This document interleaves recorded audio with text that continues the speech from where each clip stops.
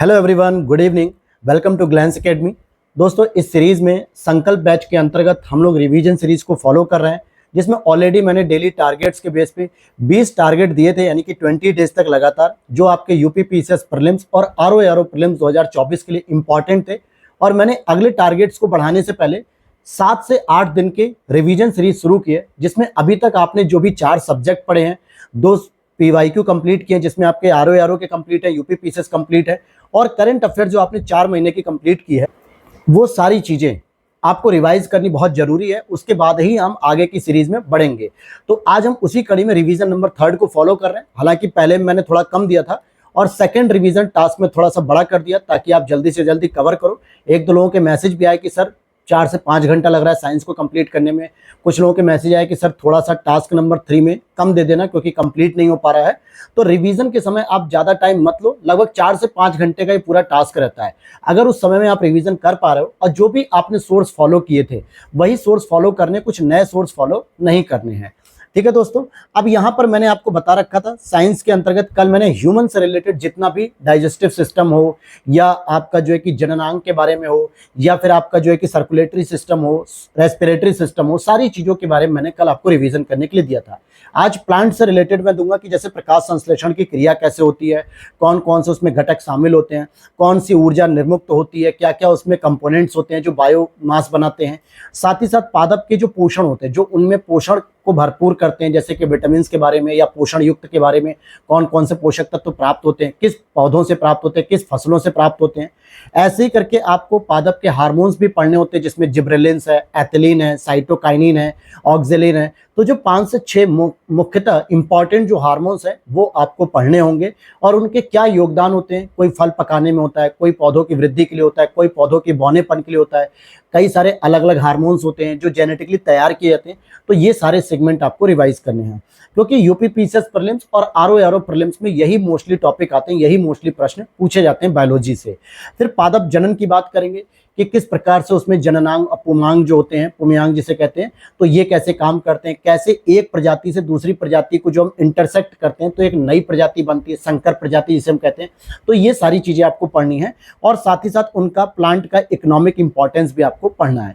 हालांकि एक टॉपिक मैंने और एक्स्ट्रा दिया जैव विकास के बारे में, और मैं आपको बता दूं क्योंकि एक दो लोगों ने पूछा था इस टॉपिक के बारे में, तो ये सारे टॉपिक्स मैं बायोलॉजी के देता हूं आपको घटना चक्र पूर्वालोकन सीरीज से। हालांकि जितनी भी सीरीज मैं चला रहा हूं वो घटना चक्र पूर्वालोकन सीरीज से ही है, क्योंकि वहां पे टॉपिक जो है कि एग्जाम ओरिएंटेड स्पेसिफाई किया जाता है।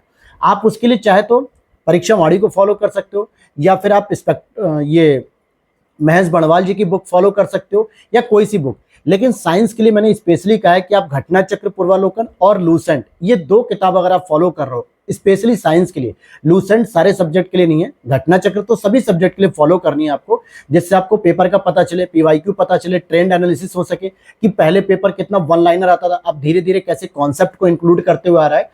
तो ये चीजें सीखोगे, और साथ में बायोलॉजी के लिए या साइंस के लिए अगर मैं कहूँ तो लूसेंट इज सफिशिएंट, उससे ज्यादा और कुछ भी लूसेंट में नहीं पढ़ना है। तो ये सारे सोर्सेज मैं ऑलरेडी जब डेली टास्क देता था टारगेट, तो वहां पे मैंने बताता भी था और आप लोगों ने फॉलो भी किया है। तो बस उसी सोर्सेज को फॉलो करके दोबारा रिवीजन करना है।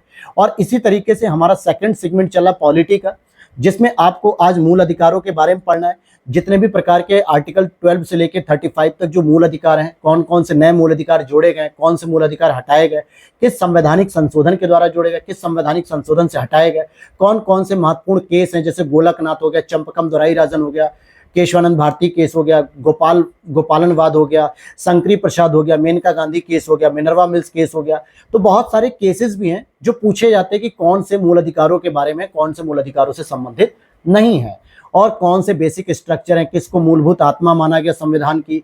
ये सारी चीजें आपको पढ़ना है। और सुप्रीम कोर्ट ने कौन कौन से मूल अधिकार आर्टिकल नंबर 21 के तहत शामिल किए और बेसिक स्ट्रक्चर के तहत, ये सारी चीजें आपको यहाँ से पढ़ लेनी है।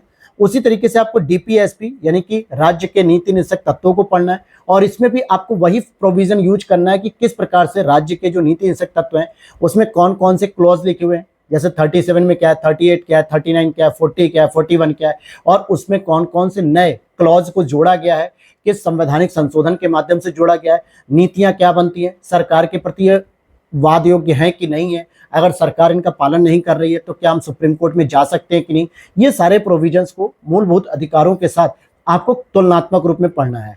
और ऐसे ही मूल कर्तव्य को पढ़ना है कि कौन सी सिफारिश थी सबसे पहले, स्वर्ण सिंह समिति क्या थी, वर्मा समिति क्या थी, कितने मूल कर्तव्य थे, बाद में संविधान सभा ने कितने मूल कर्तव्यों को जोड़े या नहीं जोड़े, या संवैधानिक संशोधन। तो ये सारे पॉइंट आपको पता होने चाहिए, फिंगर टिप पे याद होने चाहिए दोस्तों। जैसे मैं आपको बता रहा हूँ ना, ऐसे फिंगर टिप पे हर एक चीज, अगर मैं जो पॉइंट बता रहा हूँ इसका मतलब वो चीजें मेरे दिमाग में घूम रही हैं, और इतना ही सिलेबस होता है, लेकिन आप लोग उसे बार बार रिकॉल करोगे, रिवाइज करोगे, तभी वो तैयार होगा। और इसीलिए मैंने इस रिवीजन सीरीज को रखा है।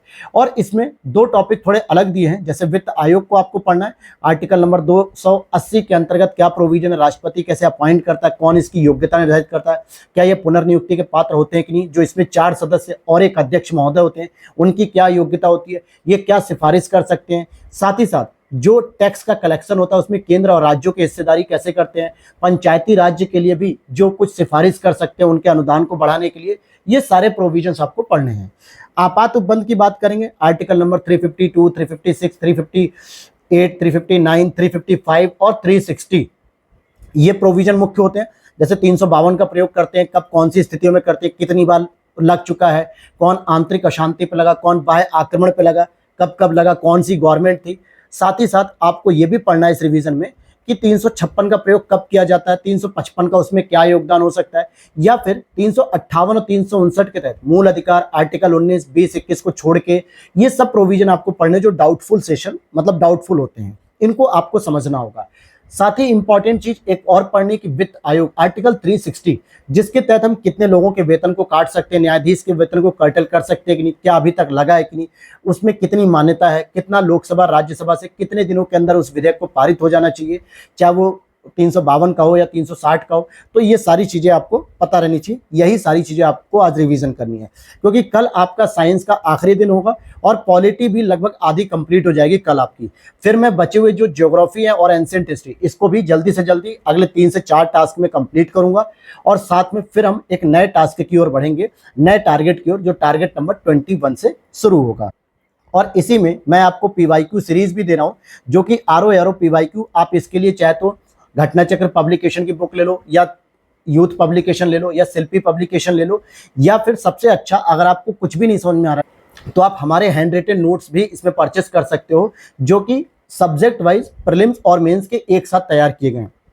जैसे इंडियन ज्योग्राफी का आपको कल प्रीलिम्स पढ़ना था और आज आपको मेंस पढ़ना है, ये रिवीजन के तौर पे भी चल रहा है। हालांकि यूपी पीसीएस के आपने कंप्लीट कर लें, रिवीजन उसे कराना था, लेकिन कोई बात नहीं, पहले आप इन पीवाईक्यूज को भी कंप्लीट कर लो, क्योंकि आगे आपको कोई और पीवाईक्यूज नहीं पढ़ने, बस आपको रिवीजन करने। फिर जब मैं मॉडल टेस्ट पेपर कराऊंगा तो उसमें मैं बताऊंगा कि किस समय किनका योगदान कैसे करना है। करंट अफेयर्स की बात करेंगे तो जनवरी 2024 का आपके 2 रिवीजन सीरीज में कंप्लीट करा दिया मैंने, और यहाँ पे फरवरी 2024 का आपको राष्ट्रीय घटनाक्रम पढ़ना है, अंतर्राष्ट्रीय घटनाक्रम पढ़ना है, उत्तर प्रदेश स्पेशल पढ़ना है, और यूपी का बजट पढ़ना है। बस ये 4 चीजें पढ़ लो। कल के दिन मैं आपको आर्थिक घटनाक्रम दूंगा, इकोनॉमी के साथ इकोनॉमी बजट दे दूंगा, इकोनॉमी सर्वे दे दूंगा, जो केंद्र सरकार का बजट है। हालांकि इस बार तो इंटरिम बजट आया था क्योंकि सरकार का इलेक्शन था, तो ये चीजें पढ़नी है, लेकिन जो इकोनॉमिक सर्वे था 31 जनवरी को पेश किया गया था, उसे पढ़ना है। और भी जो घटनाक्रम होंगे वो मैं कल बता दूंगा। आज आपको इतना रिवीजन करना है, और आपने ये चीजें अगर पहले से पढ़ रखी होंगी, पहले से अंडरलाइन किया होगा मेरे टारगेट के साथ लगातार, तो अब आपको केवल करंट अफेयर्स पढ़ने में 2 घंटे से ज्यादा समय नहीं लगता होगा। 1.5 घंटे मैक्सिमम टू मैक्सिमम, या 2 घंटे, उससे ज्यादा समय लगने की आवश्यकता भी नहीं है। तो यहाँ पे ये सारी चीजें आपको आज कंप्लीट कर लेनी है, और कल फिर हम रिवीजन सीरीज 4 में मिलते हैं नेक्स्ट वीडियो में। Thanks for watching. वीडियो अच्छी लगी तो लाइक कर देना, चैनल पे पहली बार तो सब्सक्राइब कर लेना।